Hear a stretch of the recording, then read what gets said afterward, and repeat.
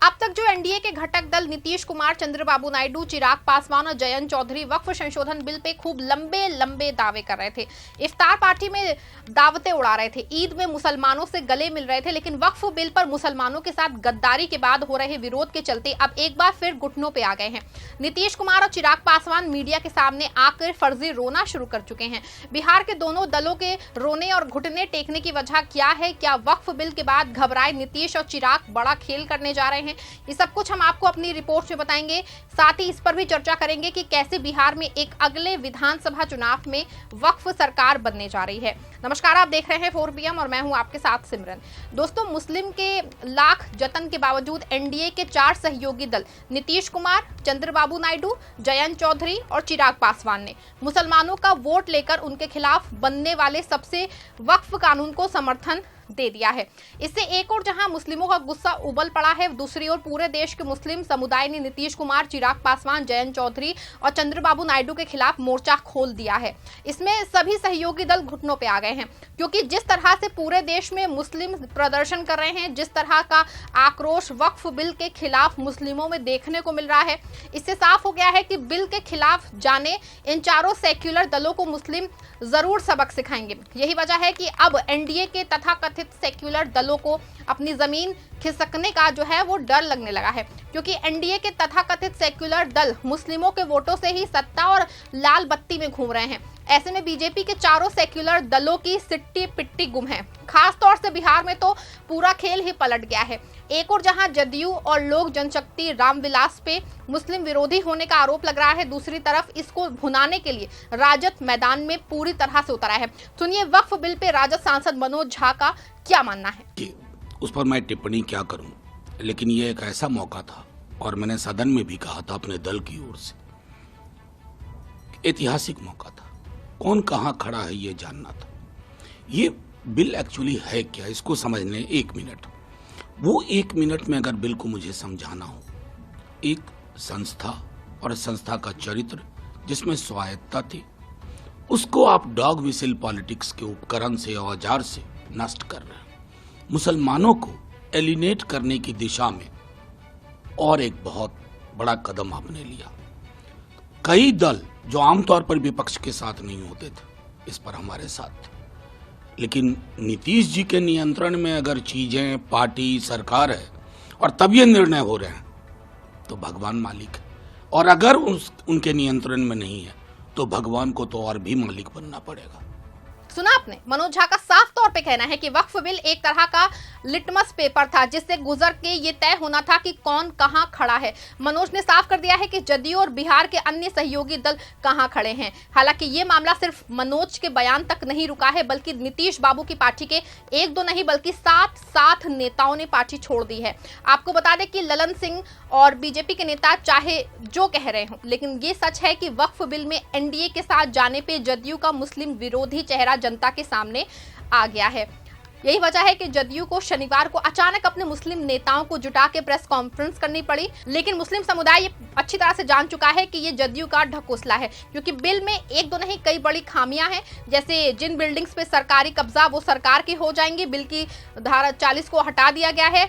अब कोई भी वक्फ संपत्ति आसानी से नहीं हो पाएगी। इसके अलावा और भी कई बड़ी जो है वो खामियां हैं, लेकिन ये कैसे जदयू को सही लग रहा है, ये जदयू और उनके मुस्लिम नेताओं का जमीर ही जाने। सुनिए आप भी क्या कह रहे हैं जदयू के मुस्लिम अंजुम आर्या।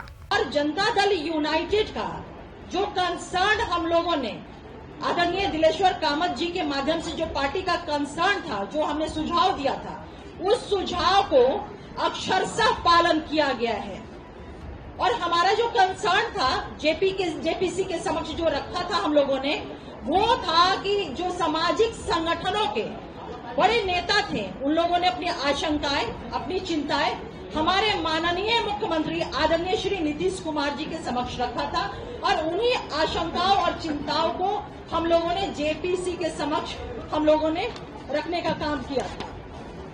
जो हमारा सजेशन था, सजेशन भी कह सकते हैं और शर्त भी कह सकते हैं, अगर इसको दूसरे वे में कहें, हमारे सारे सजेशन को मान लिया गया था। 5 सुझाव हम लोगों ने दिया था जेपीसी के समक्ष, और वो 5 सुझाव बिल में इनकॉर्पोरेट बिल में उसको लाया गया, तो हमारी पार्टी ने समर्थन दिया। पहला जो हमारा सुझाव था, जमीन राज्य का मामला है, लैंड स्टेट मैटर है और इसलिए कानून में भी ये प्राथमिकता बरकरार रहेगी।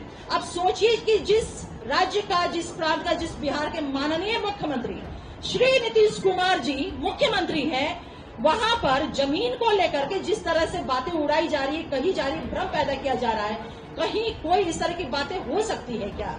सुना आपने क्या कहना है अंजुम आर्या का। ये खुद बता रहे हैं कि वक्फ की जमीन पे अगर सरकारी कब्जा है तो वो सरकार को दे दी जाए। ऐसे में साफ है कि वक्फ बिल पर नीतीश और जदयू का क्या रोल है आप समझ ही सकते हैं। लेकिन इसके बाद भी जदयू अपनी सफाई में मुस्लिम नेताओं का जुटा के खुद को पाक साफ बताने की जो है पूरी कोशिश करा है। लेकिन ये खेल जो है ये चलने वाला नहीं है। सुनिए नीतीश बाबू के बहुत करीबी कहे जाने वाले खालिद अनवर का बयान। क्या बहुत स्टैंड क्लियर है कि हमने सारे कंसर्न भेजे थे और जो कंसर्न हमारे माने गए उसको बताने के लिए हम जनता के पास, आप लोगों के पास आए थे और आप लोगों को ब्लैक एंड व्हाइट में एक एक चीज हमारी पार्टी का जो स्टैंड है वो दिया गया है।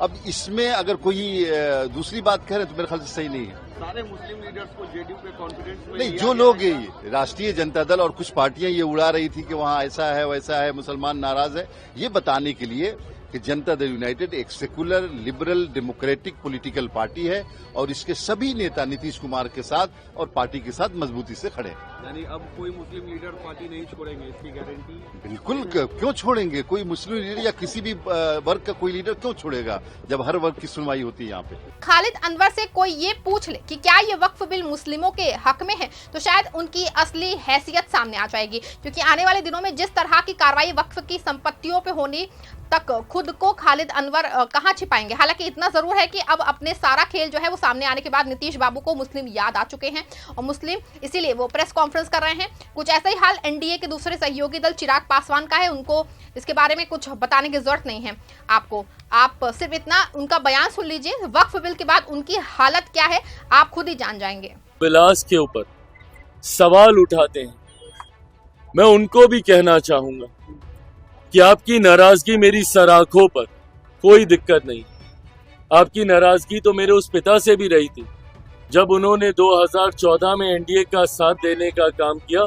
उस वक्त भी आप उनसे नाराज हुए थे बिना इस बात को याद किए कि कैसे 2005 में उन्होंने अपनी पार्टी को समाप्त कर दिया, बिहार में मुस्लिम मुख्यमंत्री बने इस बात की दावेदारी पेश करते हुए। तो आपकी नाराजगी मेरी सराखों पर, और मैं मुसलमान समाज के हर एक व्यक्ति से मैं कहना चाहूंगा कि आपकी नाराजगी मेरे सराखों पर हकीकत है कि मेरे नेता ने भी हमेशा समर्पण भाव से सामाजिक न्याय की लड़ाई लड़ने का काम किया था।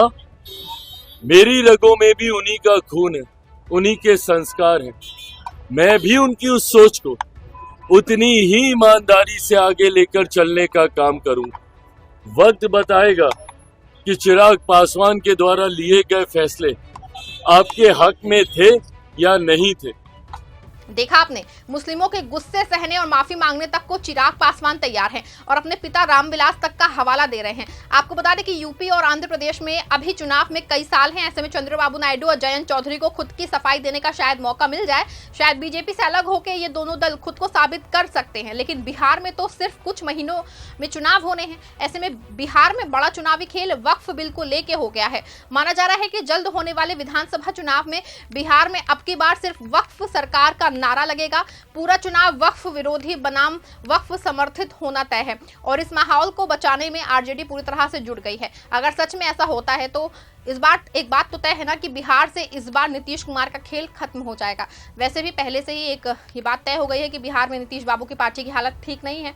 खुद पार्टी के अंदर खाने में इस बात को लेकर चर्चा चल रही है कि पार्टी पूरी तरह से संजय झा और ललन सिंह ने हाईजैक कर रखी है। ऐसे में क्या नीतीश कुमार सही फैसला ले पाएंगे या फिर नहीं? क्या नीतीश कुमार चुनाव से पहले अपने सेक्युलर चेहरे को बचाने के लिए एक बार फिर पलटी मारेंगे या फिर नहीं मारेंगे? जिस तरह से चिराग पासवान का बयान सामने आया है, क्या चिराग सच में मुस्लिमों के लिए कोई बड़ा फैसला लेंगे?